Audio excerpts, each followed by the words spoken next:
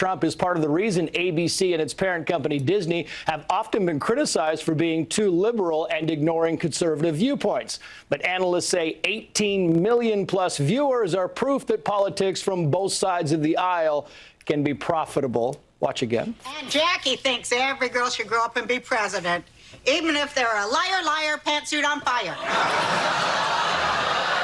I think we know who's liar and who's on fire, Roseanne. And, of course, the White House has weighed in. Director of social media Dan Scavino tweeted his congratulations to Roseanne and the crew, saying, quote, "So awesome." Martha. Fascinating. Trace, thank you. So here now, former Arkansas Governor Mike Huckabee, also a Fox News contributor. Governor, good to see you tonight. Interesting, right? What do you make of all this?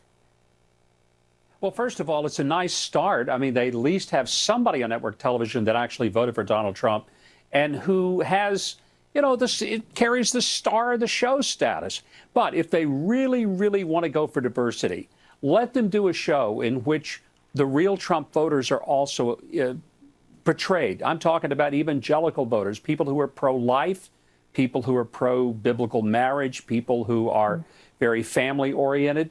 But this was refreshing just to see that there was at least somebody who wasn't portrayed as a complete nutcase who was sick and tired of getting run over by coastal elites. And it ought to be a wake-up call to the entertainment industry, but I doubt they'll still get it. You know, we see so many signs, like the movie I Can Only Imagine that busted all the box office at the time when other movies were not doing so well. Let's hope this is a trend. Who knows? I mean, it looks like it's good business, for one thing. You know, it reminds me, because it kind of pokes fun, you know, a little bit at both sides and leaves a little room for gentility in between. And I do think it reminds a lot of families around America of the debates that they have with their family and their friends. And it reminded me of All in the Family. You know, watch this clip. Money in this here country is sick. Yeah, like the people who control it. Well, when you control some of it, I'll listen to your views. Meantime, you can mail your opinions back to the Kremlin, huh?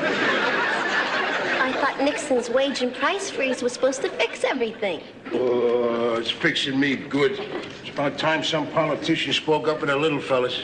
You got McGovern. I also got a headache, meathead, and I don't need neither one of them. Classic. You know, I mean, it just, you know, it makes you sort of sit back and look at and realize that so many shows just sort of hit you over the head with one ideology. And if you feel alienated by that, you know, you're supposed to feel like you're the outcast. But the greatest gift, and you and I were both laughing out loud when we were seeing that clip of All in the Family, the greatest gift of Roseanne's show is this. It's funny. Yeah. The point is funny. So many people today lack a sense of humor. And that's what we need so much in our culture today so we can communicate and not be angry and mad at people all the time. That would go a long way. You know, people in Hollywood who speak out about this kind of thing and, you know, wanting to give people across the country a voice, they get shut down a lot. Here's Ashton Kutcher, though, talking about his show, The Ranch. I was looking on TV, and there was nothing that represented the way that I grew up in, like, middle of the country, slightly conservative values, you know, hard work, dust, you know, shake it off. And so we built this show around that idea that there's a misunderstanding of what the middle of America represents and what those values actually are. When someone like him stands up on Good Morning America and says that, do you think it could get any traction? I hope so. I mean, we missed the shows like Little House on the Prairie and Touched by an Angel that portrayed things like faith and family in a positive light, where people who were true people of faith were not considered just nutcases. We have Melissa Francis here, so we get a little piece of Little House on the Prairie on Fox. Thank you. Good to see you tonight, Governor. Quick break here on the story. And